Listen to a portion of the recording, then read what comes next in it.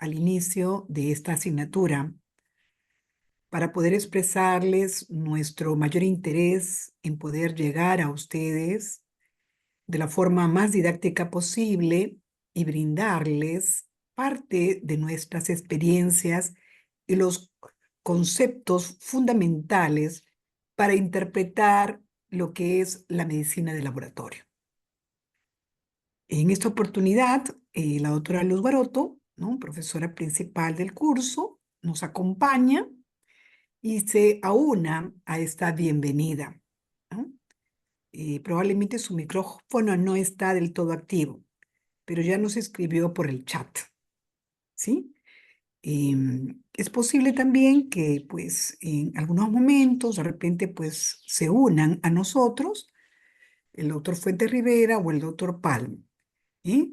Pero, entre tanto, nosotros vamos a dar inicio a la teoría del día de hoy, ¿correcto? Muchas gracias, doctora Guaroto, por acompañarnos el día de hoy. Muy bien. En primer lugar, vamos a dar inicio, ¿no?, a esta teoría con un tema que está relacionado al proceso de análisis total, ¿no?, que es así como se le conoce, ¿no?, al proceso, ¿no?, obviamente, la elaboración de los exámenes de laboratorio. Vamos a analizar que este proceso de análisis total está pues comprendido en base a 3 fases, ¿no? Y posiblemente ustedes conozcan que el laboratorio está relacionado o es conocido en mayor proporción por la fase del proceso de análisis que se realiza, ¿no?, de forma integral en las instalaciones del laboratorio, ¿eh? Entonces, para ello, les voy a preguntar, ¿no?, si cuántos de ustedes o de sus familiares y conocidos han tenido la posibilidad de apersonarse a las instalaciones del laboratorio de análisis clínico de cualquier establecimiento de salud y ha podido disfrutar de una experiencia que está relacionada fundamentalmente, ¿no?, a esta interacción dentro de las instalaciones del laboratorio, ¿no? Si es que probablemente alguno de ustedes aún no ha experimentado, ¿no?, esta actividad, ¿no?, es definitivamente, ¿no?, una actividad que se va a realizar de forma muy frecuente, ¿no?, en lo sucesivo, ya dentro de sus prácticas, ¿no?, hospitalarias, y obviamente al ejercer, ¿no?, la profesión, ustedes van a estar en todo momento en contacto con obviamente los profesionales de laboratorio, ¿no?, los médicos, patólogos clínicos, y van a visitar las instalaciones del laboratorio en busca de la información que obviamente es ese elemento valiosísimo que va a permitir hacer los diagnósticos oportunos e iniciar las terapéuticas a los pacientes. Vamos entonces, delegado. Adelante, por favor. Entonces, en esos momentos, ustedes en la diapositiva van a poder identificar que durante el proceso de análisis total en el laboratorio, ¿no?, se van a generar una serie de actividades que van a estar registradas habitualmente en documentos técnicos que nosotros conocemos como manuales. Y en cada una de estas actividades se genera, ¿no?, un mecanismo, un registro y un mecanismo de control. Hoy en día se concibe, ¿no?, que estas actividades se realizan en base a procesos, ¿no?, y que existe un sistema de gestión que garantiza, ¿no?, que este trabajo esté obviamente estandarizado, ¿no? Hacia obviamente la parte izquierda, ustedes van a, hacia la parte superior, ustedes van a ver obviamente la representación de un paciente, que puede ser obviamente de la consulta ambulatoria o un paciente hospitalizado, ¿no? La actividad del médico tratante va a generar una solicitud de laboratorio y a partir de esta solicitud se va a generar, ¿no? eh, el proceso de análisis total en el laboratorio, ¿no? A partir de allí es donde obviamente un flebotomista va a obtener una muestra, habitualmente sanguínea, pero puede ser indudablemente cualquier otro tipo de muestra, pues, probablemente de orina, ¿no? O en algunas oportunidades al laboratorio pueden llegar otras muestras en general. Este flebotomista, si se trata de una muestra de sangre, va obviamente a identificarse, va obviamente a explicar al paciente las características con las que obviamente se va a producir esta toma de muestra y luego de la misma va a transportarla hacia las instalaciones del laboratorio. Y ya en el laboratorio, ¿no? Se van a generar, ¿no? Una serie de actividades que van a entrar en proceso directo con la muestra idónea del paciente, a partir de la cual se va a emitir un resultado. Este reporte de laboratorio va obviamente a ser entregado de manera física o de manera virtual, ¿no? Hacia el médico tratante, una vez validado por el médico patólogo clínico. Y el médico tratante, en base, ¿no? a esta información, desarrollará el diagnóstico y el tratamiento oportuno. Entonces, vean ustedes, ¿no? que el laboratorio, ¿no? proporciona información, proporciona una evidencia que va a ser empleada, ¿no? como el fundamento para el diagnóstico o la terapéutica de un paciente, ¿no?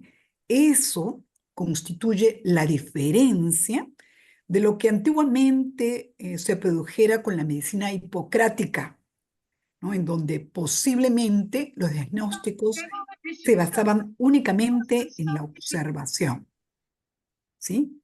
Hoy en día, gracias a la posibilidad de mostrar una evidencia por parte del laboratorio, nosotros vamos a tener diagnósticos certeros y por ende vamos a monitorear la terapéutica, ¿no? Y en base a este conocimiento científico, nosotros vamos a asegurar, ¿no? el tratamiento que corresponde a cada paciente. Siguiente, por favor.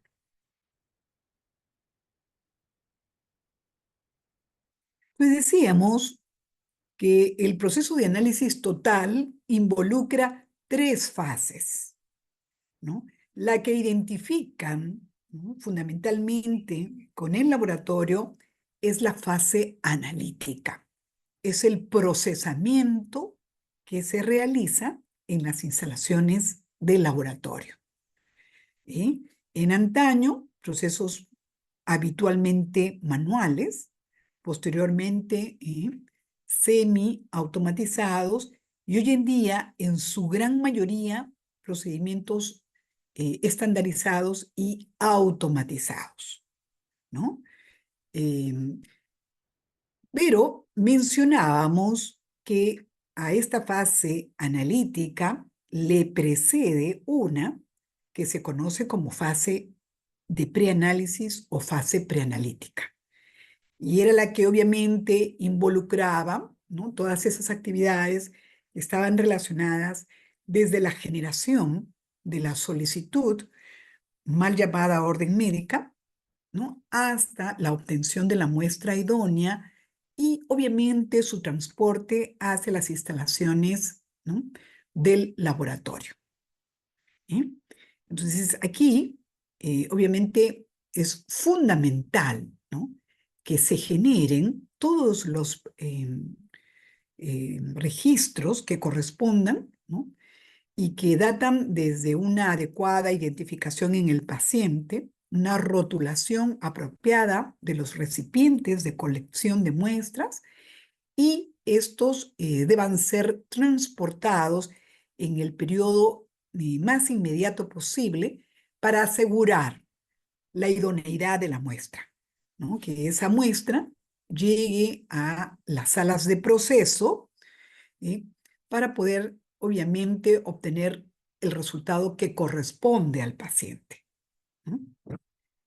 Importante es recordar que esta actividad de preanálisis, ¿no? Constituye, ¿no? Una fotografía, ¿no? Del momento en el que obviamente se toma la muestra, de las condiciones en las que el paciente se encuentra. Los resultados van a estar directamente relacionados con obviamente la calidad con la que obviamente se va a obtener esta muestra idónea. Entonces, esa es la razón por la que debemos asegurar, ¿no? Que el paciente cumpla con todos estos requisitos, ¿no? Que son indispensables y que van a garantizar que este resultado a partir de esta muestra sea la que le corresponde y la que contribuya a hacer el diagnóstico que el médico tratante espera. De tal manera de que asimismo el personal, ¿no? El flebotomista, ¿no? Que es obviamente el personal de laboratorio que es el responsable de obtener las muestras sanguíneas a partir de una punción venosa, tenga obviamente la capacitación, las competencias y habilidades que permitan y garanticen esta muestra idónea, ¿no? Pueda ser procesada en las instalaciones de laboratorio, ¿no? Hoy en día tenemos que recordar, ¿no? Que los laboratorios de análisis clínicos, ¿no? Van a funcionar no solamente dentro de las instalaciones o establecimientos de salud, ¿no? Hoy en día vamos obviamente a evidenciar que existen muchos laboratorios que pueden tener puertas, ¿no? Hacia la calle y que podrían obviamente operar a partir de centros de toma de muestra o estaciones de toma de muestra, de tal forma que la población acude a estas centrales de toma de muestra y allí estos profesionales deben, obviamente, ¿no? Trasladar las muestras hacia las centrales de procesamiento en periodos muy rápidos, garantizando la conservación de las mismas, ¿sí? Entonces, esto obviamente es parte del crecimiento o de la tecnología que aparecen obviamente como una mejora dentro de lo que corresponde a la atención o al aporte que tienen obviamente estos laboratorios de análisis clínicos para garantizar la atención de la población, ¿no?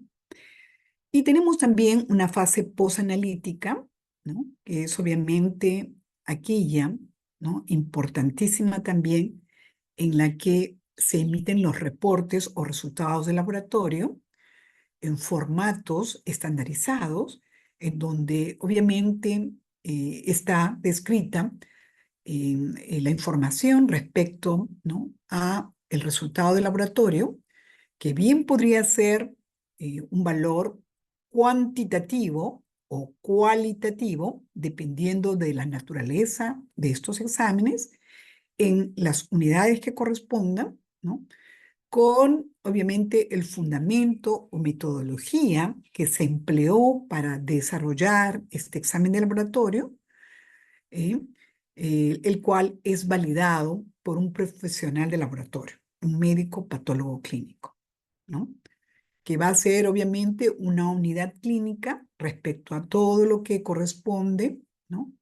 Al paciente, contemplando no solamente su condición de edad, de sexo o condición fisiológica, dependiendo del estado fisiológico en el que se encuentre, sino que en base a diferentes resultados previos o conjuntos, va obviamente a firmar este reporte de laboratorio para poder ser enviado, ¿no?, hacia el médico tratante y poder facultar el diagnóstico o el tratamiento del paciente de manera oportuna, confiable y segura. Adelante.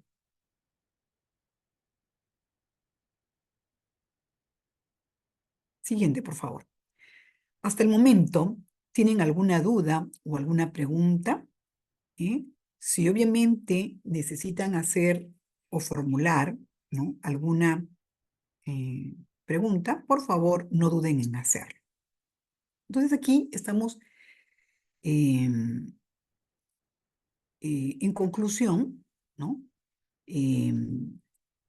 contemplando de que el laboratorio necesita un sistema de gestión que genere confianza, que obviamente asegure que durante todas las fases del proceso de análisis existen mecanismos que garantizan que este proceso, ¿no?, va a ser obviamente confiable, ¿no?, que los reportes van a llegar, ¿no?, en las unidades con la información correcta, ¿no?, de manera oportuna, de forma física o de manera virtual, dependiendo cómo esté contemplado dentro de la documentación del laboratorio, ¿no?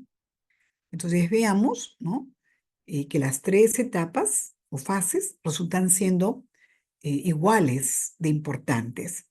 Es posible que en antaño la brújula haya sido probablemente la fase analítica, que estuvo centrada fundamentalmente en la fase analítica, pero hoy en día se conoce que estas 3 fases son de gran importancia porque en cualquiera de ellas, de no existir los mecanismos de control, podrían, ¿no?, a lo mejor darse algunos errores que van a perjudicar de manera importante al paciente.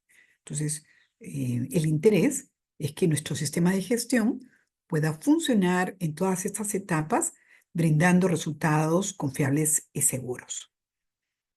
Muy bien. Entonces, yo les hacía hincapié, ¿no?, que una parte importante de esta etapa preanalítica hoy en día, con la globalización, las estaciones de toma de muestra deben considerar, ¿no?, que el tiempo en relación al transporte es una variable que tiene que estar controlada en todo momento, ¿no?, porque garantizar, ¿no?, que estas muestras lleguen adecuadamente conservadas en el menor tiempo posible van a obviamente garantizar que los analitos puedan ser medidos de forma segura.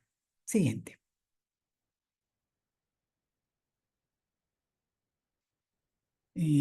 Otra razón por la que obviamente es importante es remarcar la fase preanalítica, ¿sí?, además del traslado, es sin lugar a dudas la conservación. Hay analitos que pueden obviamente desnaturalizarse en un periodo muy corto y esa es la razón por la que deben ser correctamente almacenados para garantizar su conservación, ¿no? La otra razón importantísima es que habitualmente la obtención de la muestra se realiza en contenedores primarios, los mismos que son rotulados de manera segura, con código de barras, con identificación o los datos completos del paciente. Y cuando posiblemente hay que obtener una alícuota, ¿no?, o muestra a partir de este contenedor primario, resulta importantísima la identificación. Una muestra que no es correctamente identificada, ¿no?, generalmente, ¿no? Generalmente es una causa de rechazo en el laboratorio, porque no podríamos, ¿no?, procesar de forma segura, ¿no?, cuando definitivamente la identificación no es la que obviamente corresponde, ¿no? Y el otro paso importantísimo es la obtención de la muestra. Las muestras deben ser obtenidas en los recipientes o contenedores primarios, habitualmente al vacío. Y vamos obviamente a mostrar una gráfica de lo que corresponde al vacío. Este procedimiento garantiza, ¿no?, que obviamente no exista un contacto, ¿no?, directo con, obviamente, la sangre del paciente. Por otro lado, ¿no?, se garantizan los volúmenes, ¿no?, apropiados, y de esta manera se asegura que el procedimiento pues esté libre, ¿no?, de cualquier otro tipo de interferencias. Entonces, garantizar una muestra idónea en la fase preanalítica está o pasa por el tema de que sea de una cantidad suficiente, que sea el momento adecuado, que el paciente esté posiblemente en ayuno, que es la condición sine qua non para obtener las muestras en el laboratorio, en la mayor parte de las mismas, que haya una correcta identificación, que sea transportada en las condiciones previstas, y este transporte sea en el más corto plazo. Siguiente. Entonces, para ello, este personal de laboratorio está correctamente capacitado y calificado, así como comprometido para poder ejercer sus funciones con seguridad. Por otro lado, ¿no?, al recordar de que los resultados del laboratorio forman parte de una evidencia, ¿no?, para el diagnóstico y tratamiento, en la mayoría de veces nosotros vamos a considerar que forman parte, ¿no?, casi un 70% de las decisiones médicas van a ser hechas en base a los reportes de laboratorio, a estudios imagenológicos o incluso a estudios también anatomopatológicos. Es importante, por ende, ¿no?, señalar, ¿no?, la importancia de esta fase preanalítica, porque es durante esta fase los que podrían, ¿no?, encontrarse un mayor número de errores en el laboratorio. Cuando no se respetan estas condiciones preanalíticas, porque los pacientes no se encuentran, ¿no?, en las condiciones o requisitos que se les han obviamente informado. Cuando definitivamente eh, existen algunos incidentes en la toma de muestra, es posible que nosotros identifiquemos una gran parte, ¿no?, de dificultades como para poder calificar a la muestra como idónea. Y por otro lado, es en esta fase donde existe un mayor riesgo de accidentes para el operador, ¿no?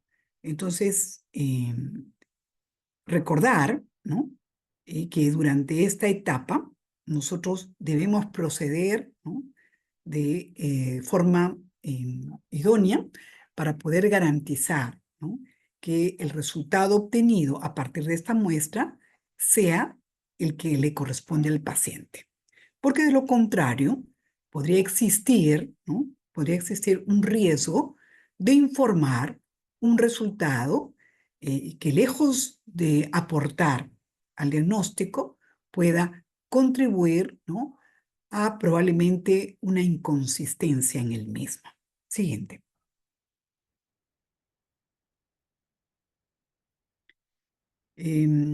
La estandarización, ¿no?, es un proceso a partir del cual nosotros vamos a tener un procedimiento que garantice la obtención de muestras idóneas.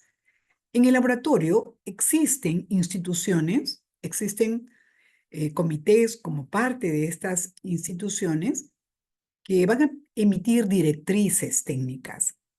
Y este comité, ¿no?, internacional de estandarización de exámenes de laboratorio, en sus documentos H3A6, contempla, ¿no?, cómo es que debe procederse para obtener una muestra sanguínea. Y una de las características representa siendo la obtención a partir de una punción venosa, ¿no? Aspectos importantes a considerar, por ejemplo, características inherentes al paciente, dentro de las que obviamente está obviamente la identificación del paciente, la identificación correcta del paciente y la información que se le brinda de cómo es que se va a proceder para obtener esta muestra.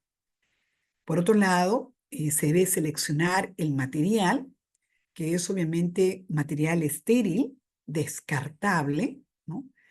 De tal manera de que se selecciona, ¿no?, este sistema de extracción al vacío y se le da obviamente, ¿no?, se le va a mostrar al paciente, ¿no?, lo que obviamente se va a realizar. Los pacientes deben encontrarse, ¿no?, habitualmente en las tomas de muestra ambulatoria. Nosotros vamos a tener, ¿no?, cubículos para toma de muestra y los pacientes se van a encontrar sentados, ¿no? Al identificar el mejor acceso venoso, se le va a informar al paciente que ese va a ser el lugar de la punción. Y luego de obtener el total de recipientes, ¿no?, o contenedores primarios, ¿no?, con obviamente los anticoagulantes o los dispositivos que correspondan, se va a desechar, ¿no?, la aguja de forma segura, habitualmente en un contenedor para punzocortantes, ¿no? Y al paciente, ¿no?, se le va obviamente a explicar que este procedimiento que se realizó es de forma segura, pero por algunos minutos va a tener que generarse una digitopresión sobre la zona de puntura y que no debería, obviamente, desarrollar una actividad brusca o levantar peso en ese brazo, por lo menos, ¿no?, por un periodo, para evitar algún otro tipo de complicación. Siguiente, por favor. Ustedes están viendo ahí en la diapositiva, ¿no?, cómo es que, retrocede, disculpa, ¿no?, cómo es que obviamente se le va a colocar un brazalete, ¿no?, en el brazo del paciente y se va obviamente a obtener una muestra a partir, ¿no?, de una punción venosa. Miren, el flebotomista está usando guantes, ¿no?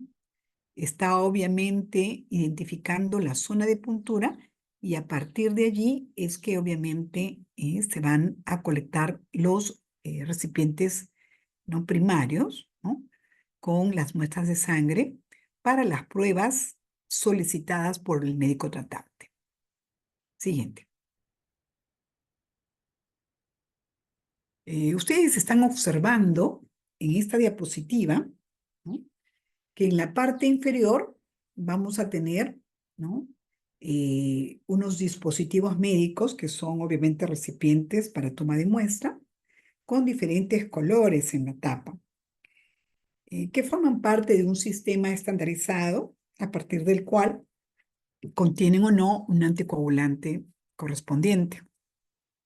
Y tienen allí unas maripositas y unas agujas, ¿no?, para el sistema al vacío, con un dispositivo o capuchón que va a garantizar, ¿no?, que obviamente la obtención de la muestra sanguínea vaya directamente al recipiente primario, ¿no? A este sistema se le denomina sistema cerrado, porque no hay forma alguna de que el operador o flebotomista tome contacto con la muestra sanguínea del paciente, ¿no? Los tubos son elaborados bajo un sistema al vacío, de tal forma de que se van a llenar solo hasta un volumen preciso. que garantiza esta adecuada relación con el anticoagulante que contiene este recipiente primario, ¿sí? Entonces, recuerden, este es un sistema cerrado y es un sistema al vacío que garantiza la obtención segura de una muestra sanguínea en volumen sin generar, ¿no?, un peligro para el operador. En la parte superior tienen también, ¿no?, los mismos tubos al vacío, ¿no?, con este sistema, ¿no?, de colores en las tapas, donde obviamente van a contener un determinado anticoagulante o no, dependiendo del caso, ¿no?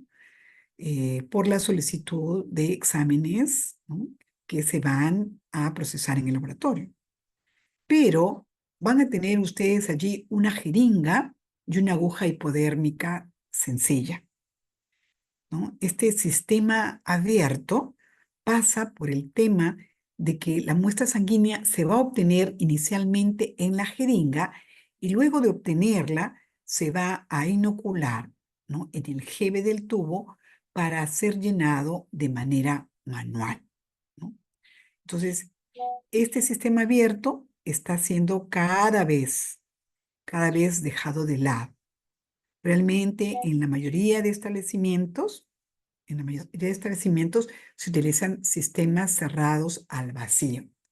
Es posible que entre 1 y 5% de la toma de muestra hoy en día en los laboratorios de análisis clínicos sea destinado para un sistema abierto, ¿correcto?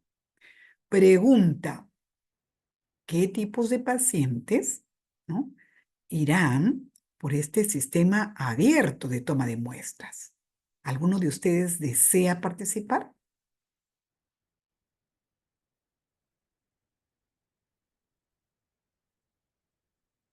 A ver, Ángel Bernal, ¿está presente? Ángel, Sí, doctora. a ver, cuéntame. ¿Se entendió el concepto? ¿Tienes alguna duda? Creo que sí. Creo que sí lo entendí. ¿Ya? ¿Alguna inquietud? ¿Todo claro? Sí, doctora. Ok, sigamos. Gracias.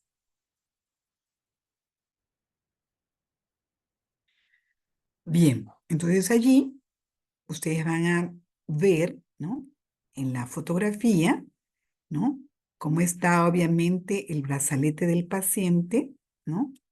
Y a partir de una alita, ¿no?, se va obviamente a conectar al capuchón y a partir de allí, ¿no?, la aguja al capuchón y luego nosotros vamos a ir cambiando, ¿no?, los recipientes, ¿no? En la parte de la fotografía ustedes ven allí una botellita de hemocultivo y también ven obviamente, ¿no?, un recipiente, ¿no?, de tapa lila, ¿sí? Entonces, nuevamente el procedimiento al vacío, ¿no?, es una técnica, ¿no?, que es la aceptada, ¿no?, no solamente desde el punto de vista de bioseguridad, porque evita este contacto con la secreción o la sangre del paciente respecto al operador, sino porque va a garantizar, ¿no?, que el vacío contenido en estos recipientes pueda obviamente garantizar el volumen, ¿no?, que corresponde respecto al anticoagulante o al contenido del recipiente primario, ¿no? De tal manera de que estas botellitas se van a llenar automáticamente, ¿no?, con el volumen justo y necesario. Siguiente, por favor. Bien, entonces decíamos, ¿no?, que existen recipientes, ¿no?, estériles, ¿no?, al vacío para obtener muestras de sangre venosa, repito, venosa, y que contienen unas tapas, ¿no?, ojivas de colores diferentes que van obviamente a estar en relación directa al anticoagulante que posean, ¿no? Porque en el laboratorio se van a procesar muestras sanguíneas que finalmente van a permitir la obtención de suero o plasma o sangre total dependiendo del tipo de solicitud que pues hizo el médico tratante, ¿correcto? Entonces, la obtención de las muestras sanguíneas debe seguir un ordenamiento. La razón es la de evitar que exista, ¿no?, una probable, ¿no?, contaminación con el anticoagulante, ¿no?, respecto a la botellita anterior. Siguiente, por favor. Entonces vean ustedes, ¿no? La primera botellita a obtener es la del hemocultivo, ¿no? Luego pues se obtiene el recipiente de tapa celeste, que es el que empleamos para las pruebas del perfil de la coagulación y es el que contiene citrato de sodio. Luego le sigue el de tapa roja, que no posee habitualmente anticoagulante alguno y por esta razón es que va a facilitar el proceso de coagulación de la sangre y luego de algunos minutos se procede a su centrifugación y lo que finalmente vamos a obtener, ¿no?, es un sobrenadante que se conoce como suero, que es en realidad un plasma sin fibrinógeno, sin muchos de los factores de coagulación, que obviamente fueron consumidos para dar origen al coágulo o trombo, ¿no? El siguiente es el tubo de tapa verde, que es el que corresponde, ¿no?, al que contiene como anticoagulante la heparina, ¿no?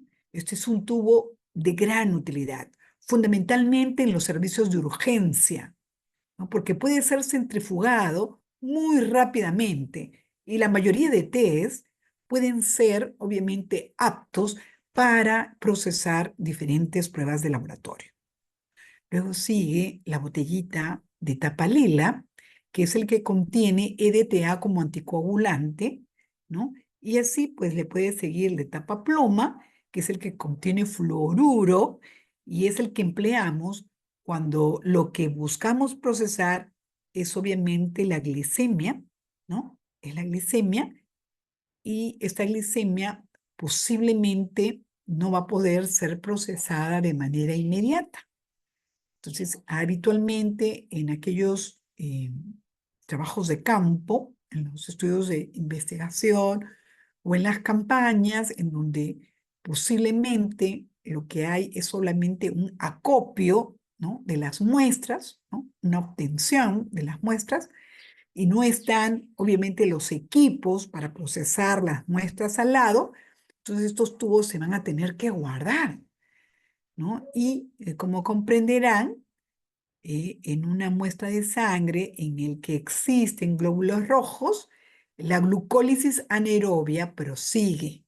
Entonces, el fluoruro es un inhibidor selectivo, ¿no?, para la etapa glucolítica y esa es la razón por la que se emplea fluoruro.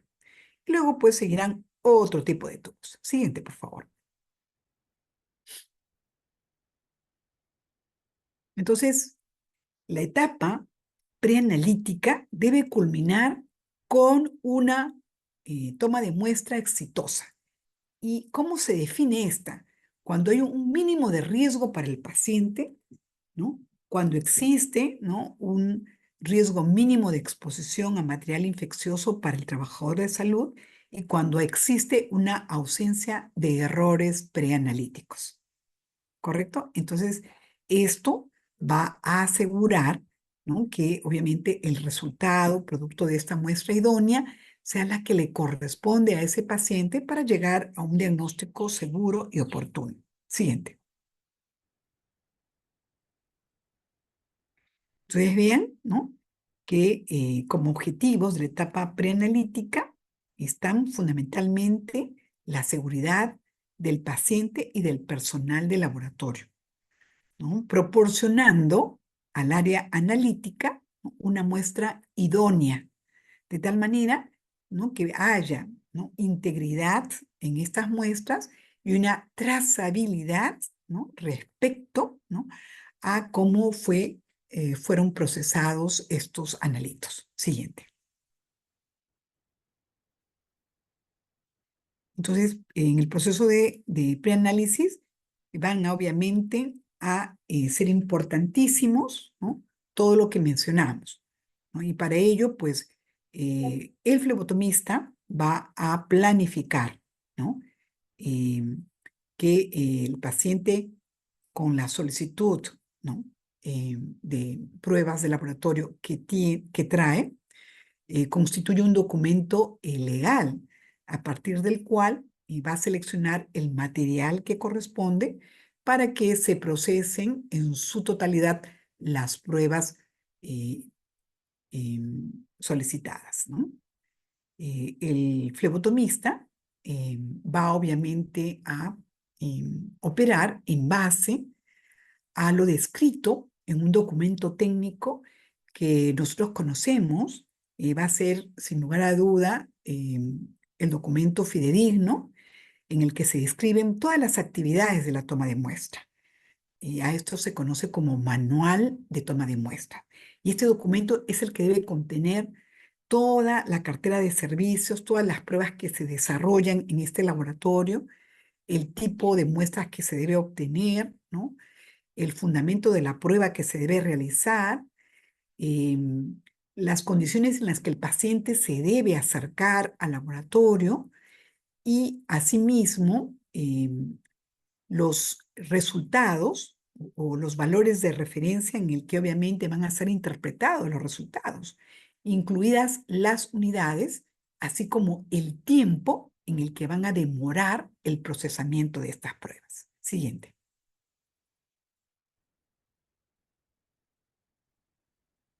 Entonces, importante en todo laboratorio, uno, que si este laboratorio funciona dentro de un establecimiento de salud, debería ser accesible.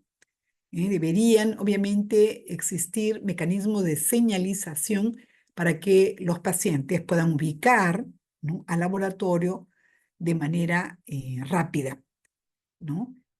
Por otro lado, deben estar publicadas, ¿no?, lo que se conoce como cartera de servicios, ¿no?, o como catálogo de servicios, que son todas las pruebas que hace este laboratorio, ¿no? Y si por A o B motivos hay una suspensión temporal de alguna de ellas, también debe ser una información que se comunique a los pacientes, ¿no? Los horarios en los que obviamente se proporciona el servicio, porque muchos laboratorios pueden tener como política, ¿no?, tener horarios de atención reducidos, en tanto que otros pueden ampliar, ¿no?, estos horarios para dar facilidades a los pacientes, más aún si suelen ser individuos que pues deben, ¿no?, cumplir con otro tipo de responsabilidades laborales.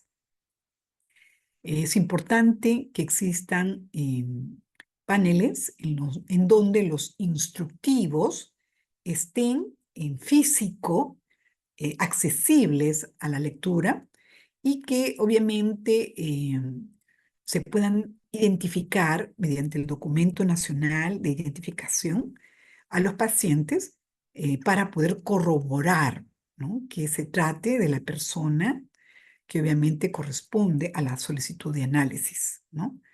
Y por último decíamos que resulta imperativo que el transporte de estas muestras sea hecho en el más corto plazo, ¿no? Y que todos los recipientes puedan tener el rótulo que corresponda a la identificación del paciente. Siguiente.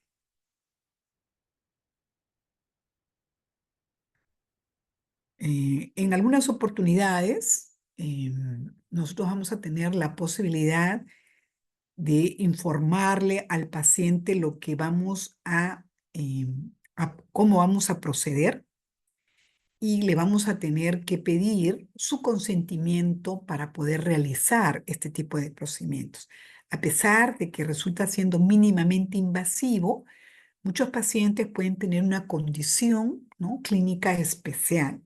No pueden tratarse de menores de edad, o pueden ser pacientes tributarios de tratamiento farmacológico, psiquiátrico, etcétera, de tal manera de que resulta siendo importante que el paciente o el tutor pueda brindar, ¿no?, su autorización por escrito respecto a la confirmación del procedimiento.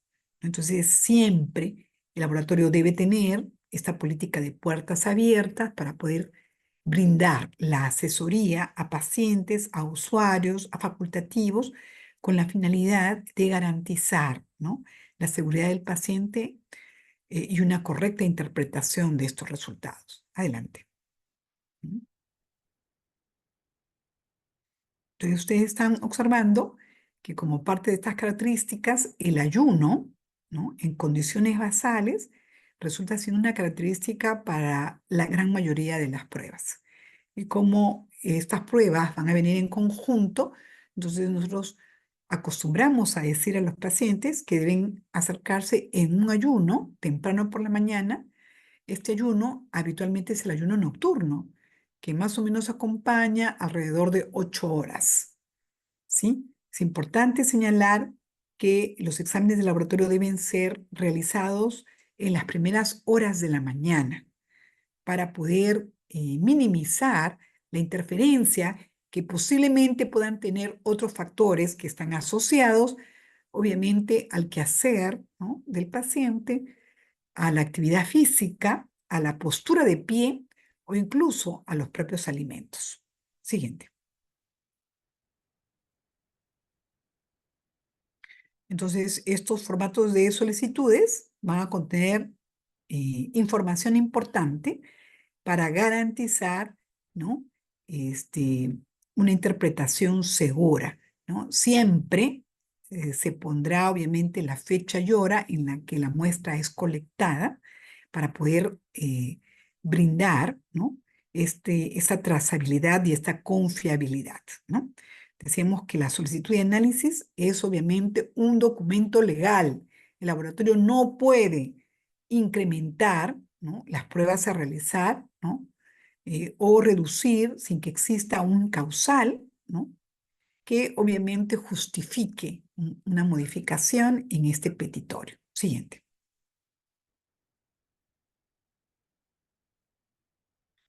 Entonces, es importantísimo que el paciente esté en condiciones basales de ayuno. ¿Qué significa en condiciones basales de ayuno?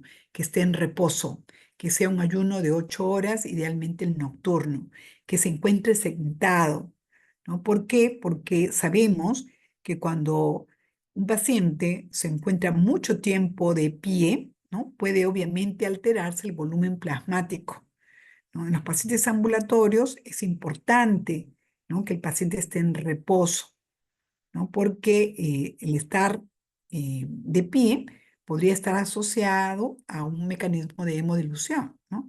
De hecho, que los pacientes hospitalizados que se encuentran postrados podrían obviamente mostrar esta interferencia que está relacionada fundamentalmente a esta posición, ¿no?, decúbito supino prolongado, ¿no?, razón por la que importantísimo es contemplar la postura, ¿no? ¿Qué es lo que obviamente pasa? Cuando un individuo permanece de pie por periodo prolongado, entonces lo que va obviamente a producirse es un mecanismo de concentración, ¿no?, de los componentes sanguíneos, ¿no?, de tal manera de que es posible que existan pequeñas variaciones, a esto se denomina variabilidad biológica, que a lo mejor podrían generar una pequeña diferencia de aquellos otros resultados que fueron tomados en posición de sentado, ¿sí? Siguiente, por favor. Hemos hablado ya de que las muestras van a tener que ser correctamente identificadas y almacenadas para asegurar, ¿no?, este procesamiento. Siguiente. Esto ya lo hemos visto. Acá, por ejemplo, existe un contenedor rígido y el flebotomista está eliminando la aguja o punzocortante, ¿no?, en la ranura del recipiente rígido, que esta representa siendo, ¿no?, un mecanismo seguro para eliminación de estos punzocortantes. Siguiente. Em, Cuando decimos transporte inmediato es para poder garantizar que algunos analitos puedan obviamente encontrarse en las concentraciones o en la actividad que corresponda al paciente. Por ejemplo, sabemos que esta prueba del dímero D debe ser procesada dentro de un intervalo muy corto de tiempo, no más allá de aproximadamente 1 o máximo 2 horas de obtenida la muestra. Cuando nosotros no tenemos en consideración este parámetro, es posible que lo que se esté dosando no corresponda en realidad al paciente, ¿no? Para la temperatura, todas las pruebas del perfil de coagulación deben tener obviamente una temperatura que no sobrepase, ¿no?, los 21 o máximo 22 grados centígrados.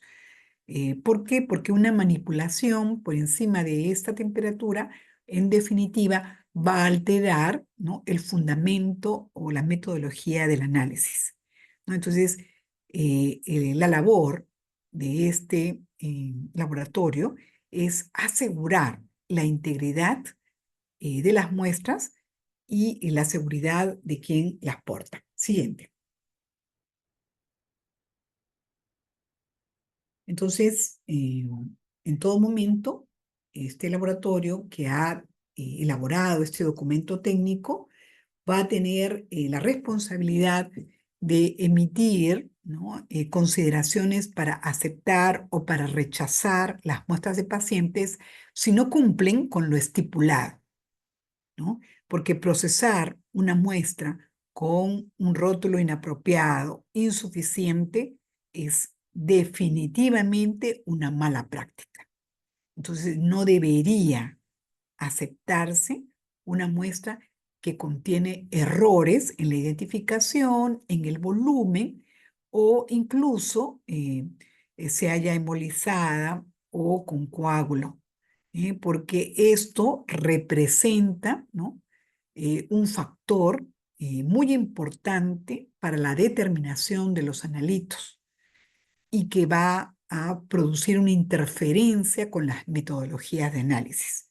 Entonces, esa es la razón por la que muchos de nuestros laboratorios tenemos a bien, ¿no?, publicar y socializar esta, esta lista de rechazo de muestra, ¿no?, que van a obviamente garantizar, ¿no?, que se procesen solo muestras idóneas. Siguiente. Entonces, todo está obviamente registrado. Aquí, por ejemplo, estamos observando que existen factores biológicos intrínsecos o extrínsecos que podrían, obviamente, generar, ¿no?, algún tipo de característica respecto a la interpretación de los resultados y que pasan desde el estado nutricional, la ingesta de fármacos, drogas, el sexo del paciente, la edad o la masa corporal, de tal manera de que los intervalos de referencia para este tipo de pacientes que acompañan su reporte de resultados deben ser interpretados con estos factores intrínsecos que les son correspondientes.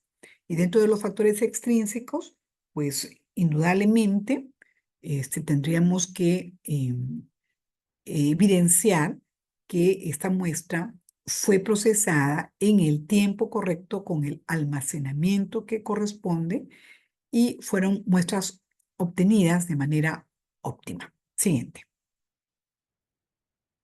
Entonces, por ejemplo, aquí ustedes van a tener 3 analitos, ¿no? En primer lugar, tenemos una enzima que es la creatinina quinasa, que es una enzima de orden muscular, ¿no?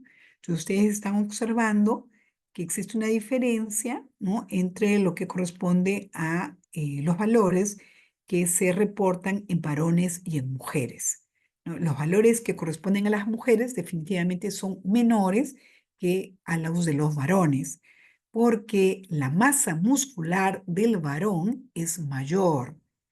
Y esta es la razón por la que los valores de referencia en varones son obviamente mayores que el que corresponden a las mujeres.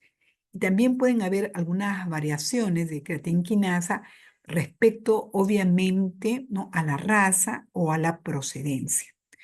Al medio vamos a tener, por ejemplo, valores que están relacionados a la alfa-amilasa salival, ¿no?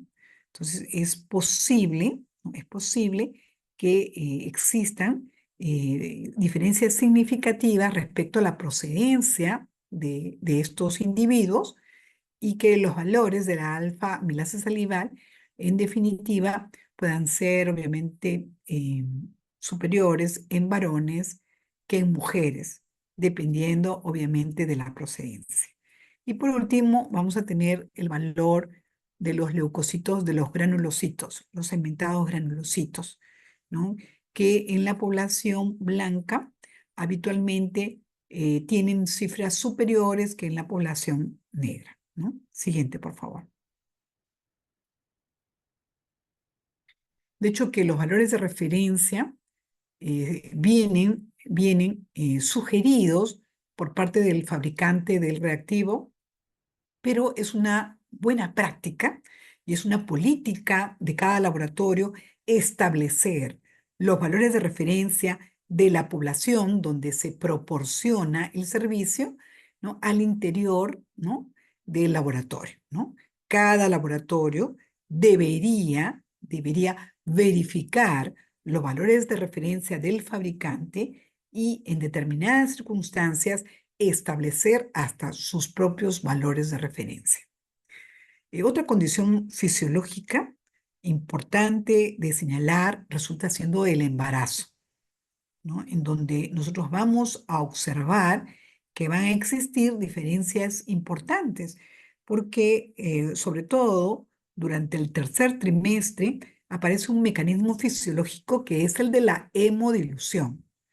Y esa es la razón por la que a partir del tercer trimestre, la hemoglobina en estas gestantes podría obviamente estar referenciada a cifras cercanas a los 10,5 u 11 gramos por decilitro, ¿sí? Porque es posible que haya un incremento de un 30% incluso de la bulimia respecto, ¿no?, al incremento del volumen plasmático, ¿no? Entonces, esta es la razón por la que las cifras de hemoglobina durante esta etapa, ¿no?, en el tercer trimestre, podrían obviamente tener como punto de corte 10,5. ¿Esto qué significa? Que para hablar de anemia en una gestante, en el tercer trimestre de la gestación, las cifras de hemoglobina deberían ser inferiores a 10,5 gramos por decilitro, ¿no?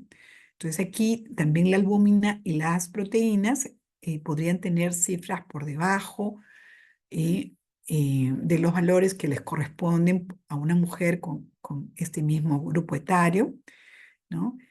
Pueden obviamente también identificarse, ¿no?, algún otro tipo de cambio en torno a los reactantes de fase aguda, ¿no? Se incrementan obviamente la PCR, el fibrinógeno, y podríamos encontrar un estado de hipercoagulabilidad, ¿no? Siguiente, por favor. ¿Cuáles son las interferencias descritas en la mayor parte de exámenes de laboratorio?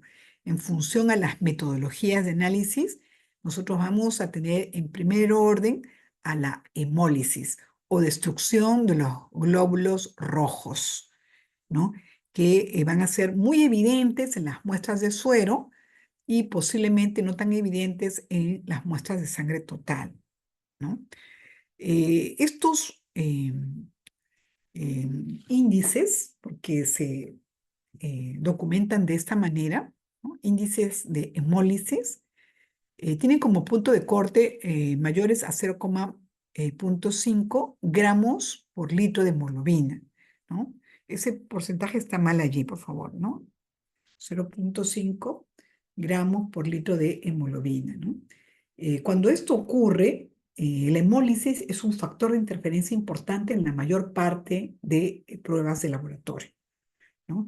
Generalmente esto se va a documentar en los procesos automatizados en el laboratorio, en donde está ya inherente a estas pruebas automatizadas el cálculo de estas interferencias.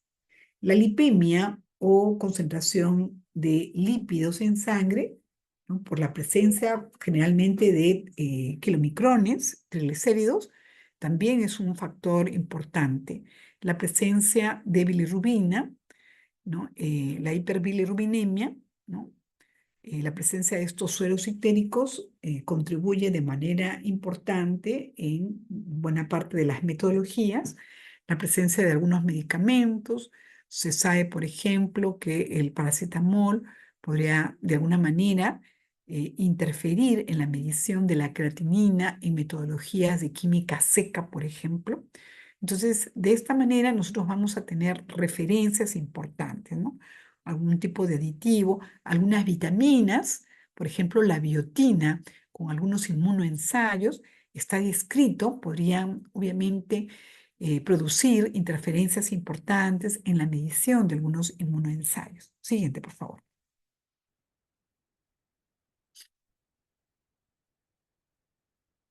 Entonces, aquí, solo para citar, ¿no? Muchos individuos que desarrollan una ansiedad o tensión mental van a afectar las concentraciones de prolactina, ¿no? Esta hormona podría obviamente dosarse eh, fundamentalmente como un pool, es decir, varias tomas de muestra en un periodo, en un intervalo de tiempo de 1 a 2 horas, y explicándole a la paciente eh, la necesidad de que se encuentre, ¿no? Relajada para poder garantizar que este pool, ¿no? de prolactina sea representativo de la condición que el médico tratante desea obtener, ¿sí? Entonces, esta es la razón por la que prolactina se toma mejor bajo la forma de pool. ¿Y qué significa pool? Es que en lugar de tomarle una única muestra a la paciente, se toman 2, 3 o 4 muestras en un periodo de aproximadamente 2 horas para poder, en cierta medida, ¿no? poder neutralizar esta tensión o ansiedad que podría acompañar a buena parte de las pacientes, ¿no? También podemos contemplar, ¿no? que puede ocurrir este mecanismo, ¿no? con algunos otros analitos como las catecolaminas, el cortisol o incluso el propio recuento de leucocitos, ¿no? La propia actividad física intensa podría generar un incremento significativo en el valor de los leucocitos, ¿no? Lo mismo puede ocurrir para el caso de las enzimas musculares como la creatinina quinasa, la deshidrogenasa láctica o incluso la aspartato aminotransferasa o AST, el potasio y la propia glucosa. Importante señalar que muchas hormonas tienen una liberación pulsátil, ¿no? Porque pueden tener un ritmo circadiano para su liberación. Siguiente. Adelante, por favor. Entonces, este es el cortisol. Nosotros vamos a identificar que el cortisol es una hormona que se va a liberar bajo este mecanismo de un ritmo circadiano, de manera que existe un pico importante, más o menos alrededor de las 6 de la mañana, y más o menos con el transcurrir de la tarde y al llegar la noche, desciende importantemente. De tal manera que cuando nosotros solicitemos el dosaje de cortisol, tengamos a bien solicitar cortisol diurno y cortisol nocturno para poder observar estas diferencias importantes que están asociadas a este ritmo circadiano. Siguiente. Muy bien, entonces de esta manera también podemos citar, por ejemplo, el efecto que tiene la dieta o el alcohol, ¿no? Cuando nosotros ingerimos una comida copiosa, rica, ¿no? En grasas, una parrilla, unos chicharrones, entonces definitivamente nosotros vamos a tener circulando, ¿no? Estas partículas, ¿no? Que van a obviamente hacer que el valor de los triglicéridos sea mucho mayor, ¿no? La alcoholemia va a alterar definitivamente la lipemia. Entonces es importante explicar a los pacientes que haya una restricción de alcohol y de comidas grasas, por lo menos 1 o 2 días previos a la toma de muestra, ¿no? De igual forma, los pacientes no deben fumar, porque esto va a generar variaciones importantes en las determinaciones de los lípidos, en las pruebas de glucosa, ¿no? Entonces, no se permite, por ejemplo, en el test de tolerancia a la glucosa, que un paciente que esté ansioso, pues fume. Entonces, esto no procede, ¿no? Hay que definitivamente conversar con el paciente que está completamente prohibido, ¿no? El fumar. Siguiente. Bien, están observando ustedes una centrífuga de microtubos y unos tubos al vacío de tapa amarilla que tienen un gel activador del coágulo, ¿no? La mayoría de veces en el laboratorio, cuando se recepcionan estas muestras, pasan a una central de centrifugación para poder, obviamente, luego distribuir las muestras hacia las salas de proceso. Siguiente. Entonces, la centrifugación es un procedimiento que nosotros vamos, obviamente, a realizar una vez de que haya transcurrido, ¿no? El tiempo necesario para que se activen estas enzimas de la cascada de coagulación y favorezcan la formación del trombo o coágulo. Y luego, dependiendo del tipo de examen, nosotros vamos a proceder a centrifugar a una velocidad que permita, ¿no? Que la muestra sea idónea para poder realizar el proceso de análisis, ¿no? Entonces, por ejemplo, en los tubos de coagulación, las centrífugas van a ser instaladas en los ambientes de hemostasia, en donde el personal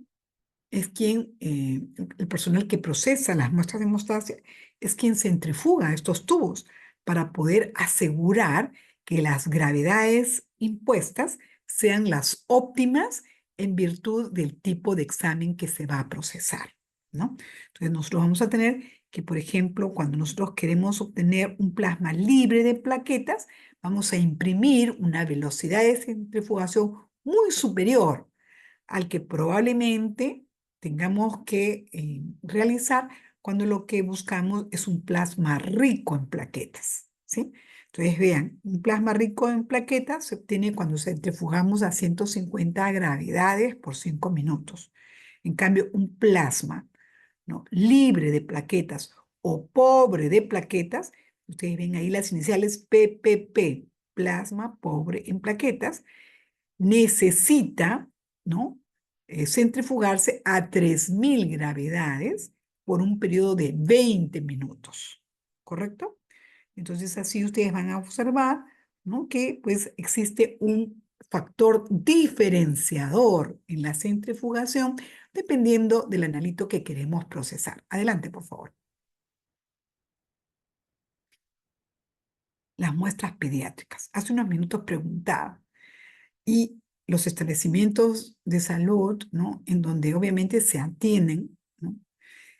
Una población diversa, no solamente adultos, sino que obviamente atendemos a población pediátrica, es más, neonatos. Entonces, en estos neonatos nosotros no podemos tomar muestras al vacío, ¿no? Porque en la mayoría de veces lo que vamos a obtener son muestras de sangre capilar, ¿no? Vamos a obtener, ¿no? Micromuestras, goteo a goteo, ya sea de la planta del pie, ¿no? O de un acceso venoso periférico, dependiendo de qué tipo de paciente pediátrico es el que tengamos enfrente. Entonces aquí vamos a tener viales que son pequeñitos y los que habitualmente reciben el nombre de microviales, ¿correcto? Entonces los volúmenes a obtener van a ser muy pequeñitos. Adelante. Entonces igual, recuerden que la colecta en el caso de los pacientes neonatos van a ser habitualmente de sangre capilar, finos capilares, a partir de allí, ¿no? Y que vamos a tener, ¿no? Muestras de volumen muy reducido y el abanico de colores obedece obviamente a la misma, ¿no? Calificación estándar respecto al tipo de anticoagulante. Entonces el lila será EDTA, ¿no? Y es el que obviamente vamos a utilizar para procesar las muestras del hemograma, ¿no? El verdecito es el que obviamente obtenemos con heparina, ¿no? El rojo es el que vamos a obtener suero, etc. Siguiente, por favor.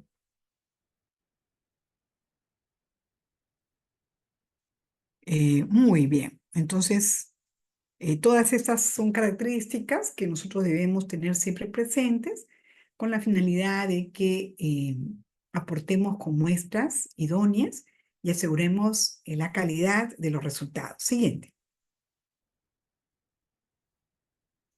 Entonces, como muestras inadecuadas, las más frecuentemente identificadas en todos los establecimientos van a ser siempre las muestras que se hemolizaron, ya sea porque en el momento de tomar las muestras no esperó el flebotomista de que se evaporara completamente el alcohol o porque obviamente obtuvo la muestra con una aguja de calibre muy delgadito, muestras coaguladas, porque de repente a la hora de obtener las muestras no hubo la adecuada homogenización con el anticoagulante del recipiente o contenedor primario, eh, muestras en recipientes cerrados, porque obviamente no hubo la planificación o no se percataron de que estas muestras debían ir con un tipo específico de anticoagulante y muestras insuficientes cuando definitivamente no guardan la proporción con el anticoagulante. Siguiente.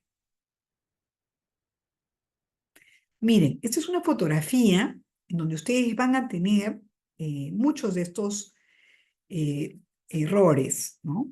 En torno a la obtención de muestras, ¿no? Al centro ustedes van a tener una muestra cuyo sobrenadante está realmente rojizo. Eso corresponde, ¿no? A una muestra de plasma hemolizado.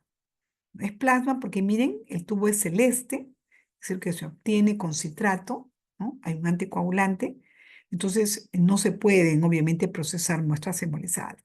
Y al costadito tienen un coágulo, entonces en definitiva estas muestras no van a obviamente ser procesadas en el laboratorio.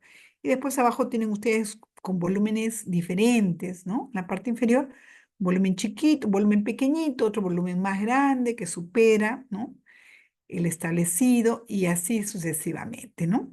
De repente el rótulo no era el apropiado, hay coágulo, hay hemólisis, volumen desproporcional respecto al anticoagulante. Entonces, todas estas son muestras inadecuadas. Estas muestras son rechazadas en el laboratorio. Siguiente,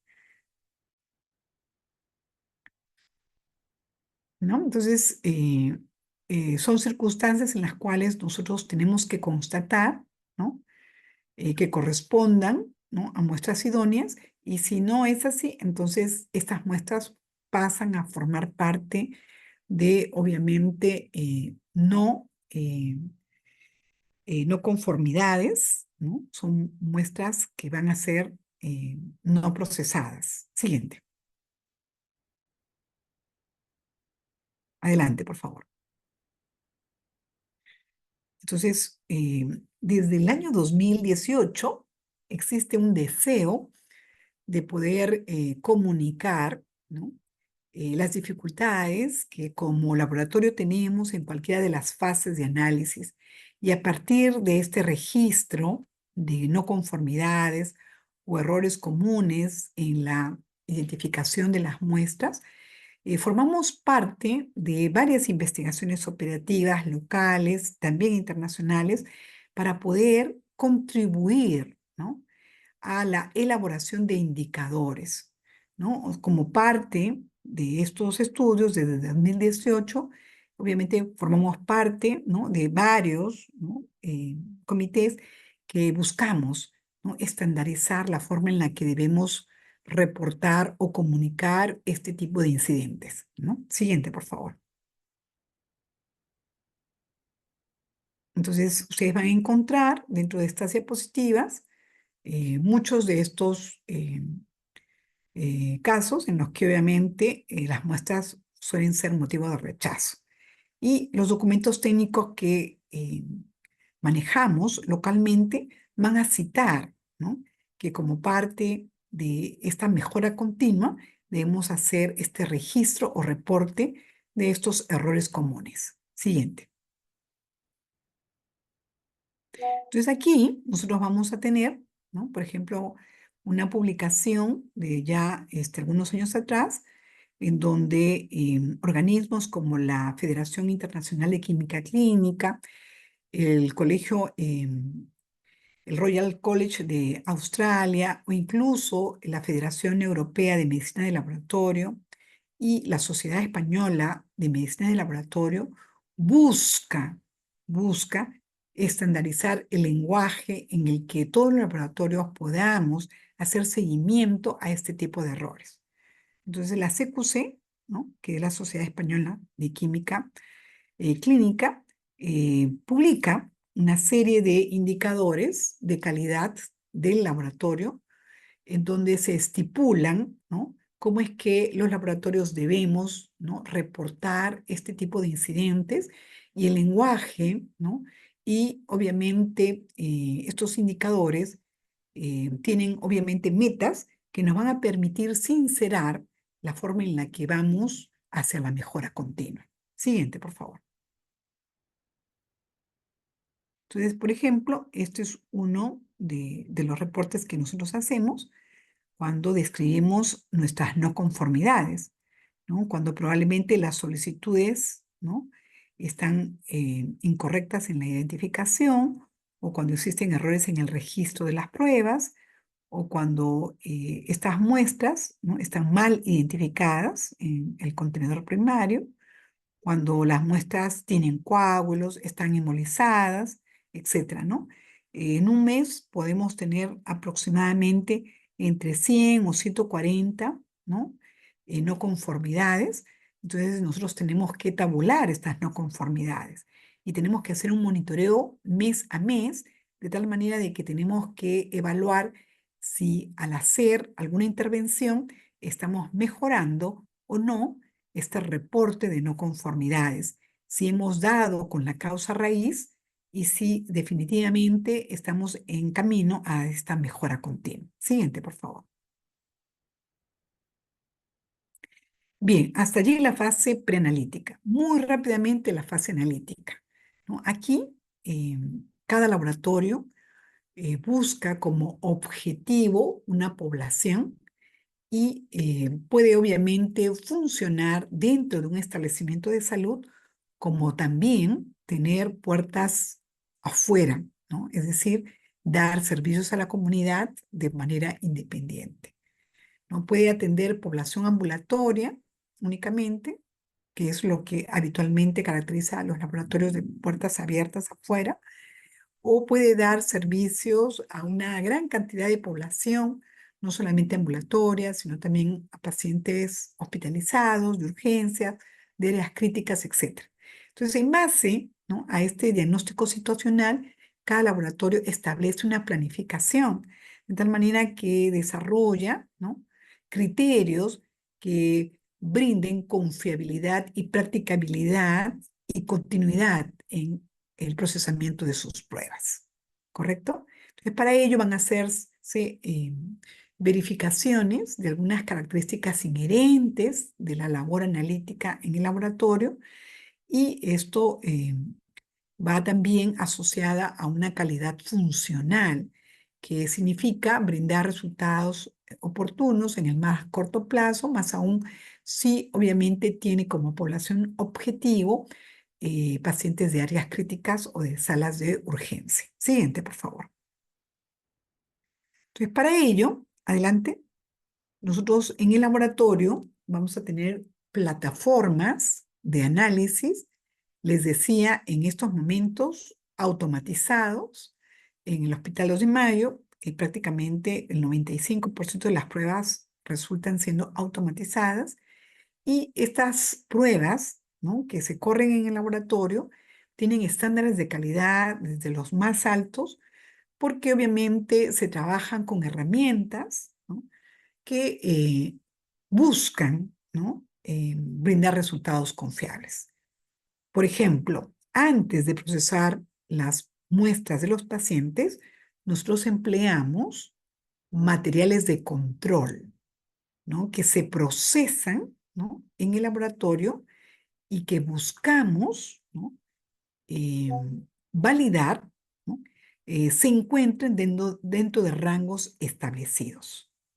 Eh, Estos materiales de control son materiales de control valorados, que son de rango normal y de rango patológico, cuya matriz obviamente es matriz humana, de tal manera de que mediante un algoritmo, ¿no?, y indicadores estadísticos podamos con mucha probabilidad identificar si existe alguna anomalía en estos materiales de control que pudieran impactar en las muestras de pacientes, ¿no? Si por el contrario, ¿no?, al correr estos materiales de control se comportan dentro de los rangos preestablecidos, entonces nosotros hacemos una validación de estos materiales de control al trasladarlos a una gráfica o tarjeta gráfica y al evolucionar este comportamiento, nosotros tenemos la certeza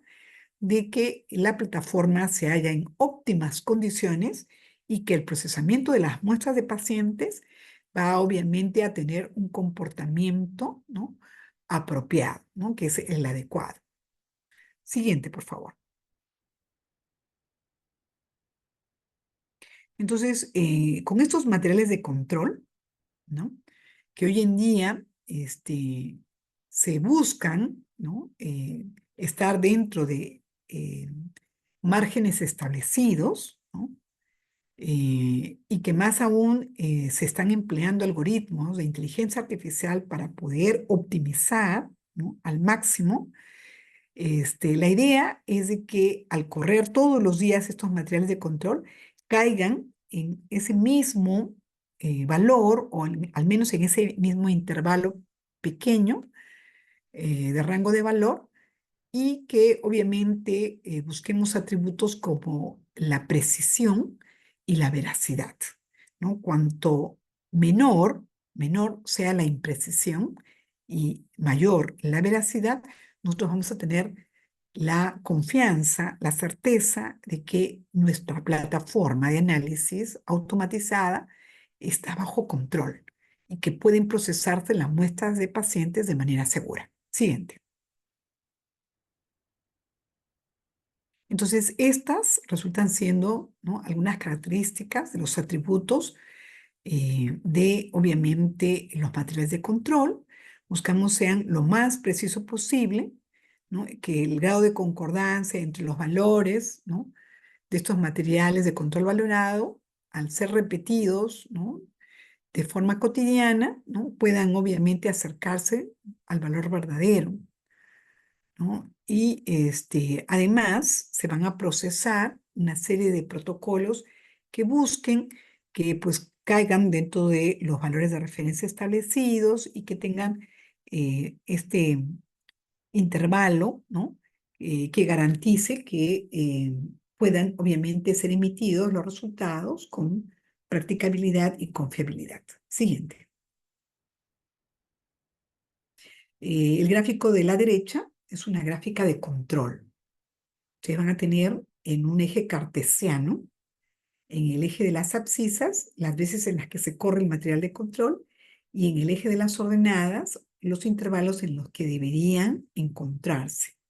De tal manera que todos los días, al procesar este material de control, nosotros vamos a liberar de forma segura que el comportamiento, ¿no?, que tiene la plataforma respecto al procesamiento de los materiales de control es óptimo, de tal manera de que al procesarse las muestras de pacientes, el comportamiento va a ser el esperado, ¿no?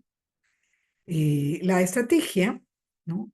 Está básicamente en base a dos brazos. La del control de calidad interno, que es cuando empleamos estos materiales de control, ¿no? Previos a la corrida de las muestras de paciente, con nuestras gráficas o tarjetas de control, como son las que se muestran, y el otro brazo está relacionado al control externo. Siguiente.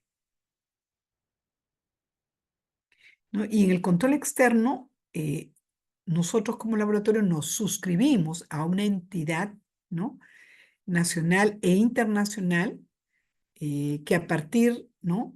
de ciclos, ¿no? nos envían materiales de control ciegos. Es decir, nosotros no sabemos qué valores tienen y vamos a ser enrolados con un grupo de laboratorios que tienen nuestra misma metodología, nuestro mismo equipamiento, y de tal forma de que vamos a conformar un grupo par. Entonces nos vamos a comparar, ¿no? con otros laboratorios del mundo y nuestros resultados, ¿no? van a ser evaluados con este grupo par. Entonces, un tercero va a decirnos la calidad con la que procesamos nuestras muestras de laboratorio. Entonces, es complementario al control interno y nosotros estamos obligados, de acuerdo a la ley local, como establecimiento laboratorio de tercer nivel, pasar nuestros controles internos y nuestros controles externos y estar dentro de los niveles, ¿no? aceptados para poder garantizar el resultado de pacientes. Siguiente. Entonces, por ejemplo, este control externo es de origen británico, el RICAS, y está pues para todos los analitos de laboratorio, para pruebas hematológicas, bioquímicas, inmunológicas, ¿no? En muestras de sangre, orina, plasma, pruebas de hemostasia, etc. Siguiente, por favor.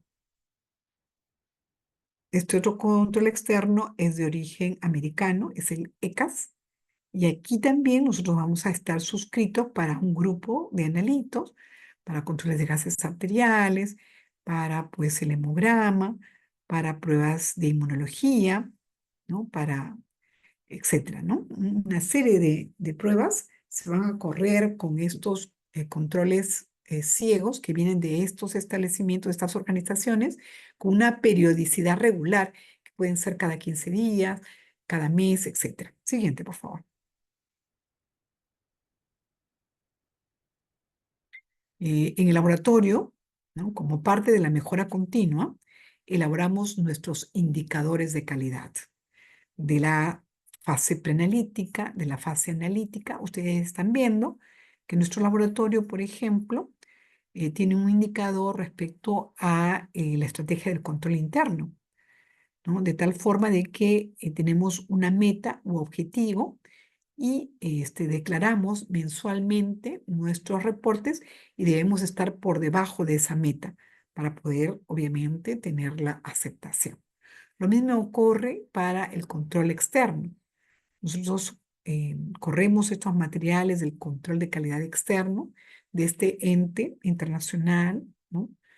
Que obviamente nos envía de manera periódica estas muestras ciegas y debemos obviamente encontrarnos en la evaluación hecha por estos terceros con rangos aceptables, de tal manera de que al tener estos indicadores, los podemos monitorear en el tiempo y establecer nuestras políticas de mejora continua, ¿no? También, obviamente, tenemos una serie de estrategias respecto a los mantenimientos preventivos de nuestros equipos, etcétera, ¿no? Siguiente, por favor. Y por último, la fase posanalítica, en donde obviamente también controlamos los informes o reportes de laboratorio que se emiten de manera física y de manera virtual hacia nuestros usuarios. Nosotros tenemos, por ejemplo, un tiempo de respuesta para poder, obviamente, informar las pruebas de emergencia, que no deberían ser más allá de 60 minutos. Y en este listado de pruebas, nosotros tenemos la certeza de que obviamente nuestros pacientes van a ser atendidos en este periodo de tal manera que el médico tratante puede tener un resultado confiable y oportuno y brindar los diagnósticos y terapéuticas, ¿no?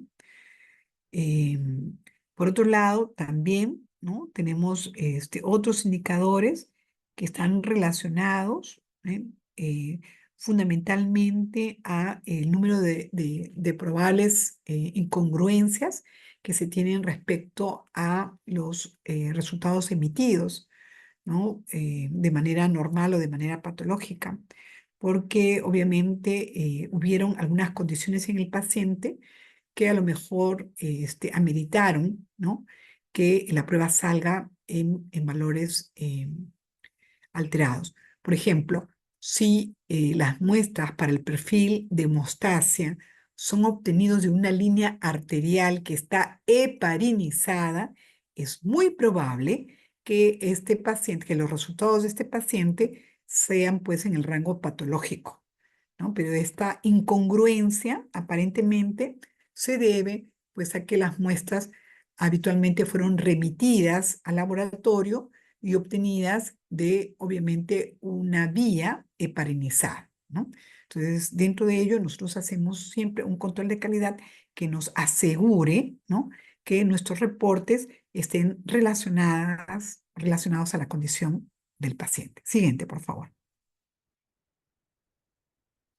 ¿No? Las unidades de reporte, ¿no? Ustedes saben que las unidades en las que se reportan los exámenes pueden obedecer a un sistema convencional que habitualmente son los miligramos por decilitros o los gramos por decilitro, o a un sistema internacional que son básicamente los milimol por litro, ¿no? Este último sistema es el que se emplea habitualmente en los hospitales de la Seguridad Social, en tanto que en los hospitales del MINSA habitualmente empleamos sistema convencional. Entonces, todo reporte de laboratorio tiene que estar acompañado de las unidades de referencia, de la metodología que se empleó y de las unidades de referencia para asegurar una correcta interpretación por parte del médico tratante. Siguiente, por favor. ¿No? Y por último, la calidad con la que obviamente reportan los laboratorios, ¿no? Sus resultados debe obviamente estar en base al cumplimiento de la normativa local. En nuestro medio es la norma técnica 072 y la otra norma internacional que obviamente estamos en proceso, ¿no? de cumplimiento es la norma técnica peruana, la ISO 15189-2023. Siguiente, por favor. En donde obviamente se declaran, ¿no? Todas las características que obviamente están a favor de la infraestructura, de las plataformas de análisis descritas en los documentos técnicos o manuales y aseguren definitivamente la competencia técnica de, obviamente, el personal de laboratorio.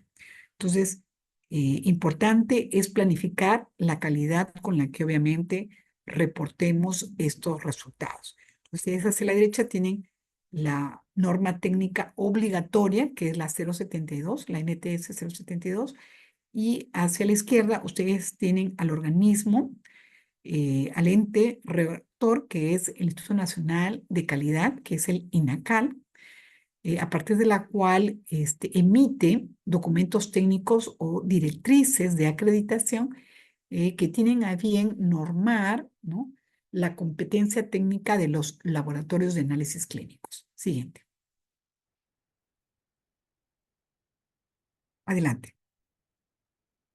Entonces, esta es la ISO, que es obviamente el organismo de estandarización internacional. La norma técnica 15189 es obviamente una específica para el laboratorio, en donde se asegura no solamente la forma en la que se procesan las pruebas de laboratorio, sino que la competencia técnica del sistema. Siguiente. Entonces, esta acreditación es la que obviamente proporciona INACAL cuando una institución u organización cumple con los requisitos especificados y es competente para desarrollar las tareas de evaluación de la conformidad. En cambio, es diferente de lo que corresponde a una certificación en el que los laboratorios Pueden obviamente describir los procedimientos con el cual se procesan eh, la, la obtención de un producto y es que en realidad estas normas para certificación pueden ser comunes a un sinnúmero de establecimientos, ¿no? Por ejemplo, la 9001 es una norma técnica certificable. En cambio, la 15189 es una norma acreditable. Siguiente, por favor. Esta es una estructura de cómo obviamente resulta siendo el organigrama funcional en un laboratorio que habitualmente forma un departamento que es el de patología clínica, ¿no? Siguiente, ¿no? Y como conclusión, hay que recordar de que buena parte de las decisiones médicas buscan una evidencia y una prueba de laboratorio constituye una evidencia valiosísima para una toma de decisiones. Por otro lado, los laboratorios debemos planificar la calidad con la que obviamente reportamos nuestros resultados para que sean confiables y seguras. Entonces, para ello debería tener un sistema de gestión robusto, ¿no? Que elabore indicadores que se monitoricen en el tiempo, ¿no? En base a estos estándares nacionales e internacionales, ¿no? En todas las fases del proceso de análisis, ¿sí? Y por último, la idea es contar siempre, ¿no? Con un personal competente. Buscamos, ¿no? Que exista una cultura organizacional valiosa en donde el personal no solamente sea competente, calificado, sino también comprometido. ¿Por qué? Porque todo ello va en beneficio del paciente. Y finalmente, esto va para ustedes, todos nosotros y en particular ustedes, ¿no? Porque desde los años de formación de los profesionales de la salud, nosotros tenemos que buscar, ¿no? Entrenar, brindar el conocimiento necesario para formar estos equipos multidisciplinarios que estén correctamente informados, ¿no?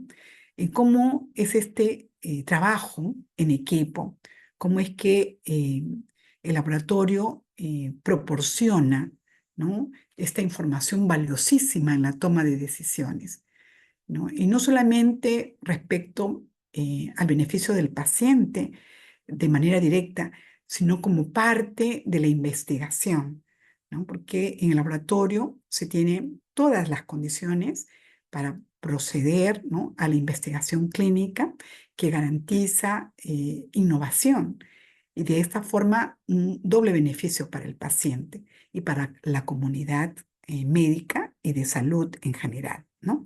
Entonces, todos debemos trabajar remando en la misma dirección, ¿no? Desarrollando estas alianzas estratégicas para trabajar por la seguridad del paciente. Bien, eso sería todo. Muchísimas gracias por la paciencia y por la atención. Aquí yo obviamente les dejo una bibliografía y algunos artículos que probablemente puedan ser de interés para poder complementar la información brindada. Es un espacio realmente corto para poder hablar respecto al tema, pero solamente es una invitación, ¿no? A que ustedes, cada vez de que tengan la oportunidad de tocar las puertas del laboratorio, ¿eh? Puedan obviamente imaginarse, ¿no? Y en esta asignatura conocer un poco más de cerca cómo es este trabajo en el laboratorio, ¿no? Y puedan ser testigos del esfuerzo y de la innovación, no solamente científica y tecnológica, que acompaña a los laboratorios del tercer nivel, ¿no? Hospital de Mayo, Hospital Loaiza, institutos, con la finalidad de asegurar la confiabilidad y la calidad de nuestros resultados. De repente, si hay alguna pregunta, con mucho gusto poder responderla. Y si no, de igual forma,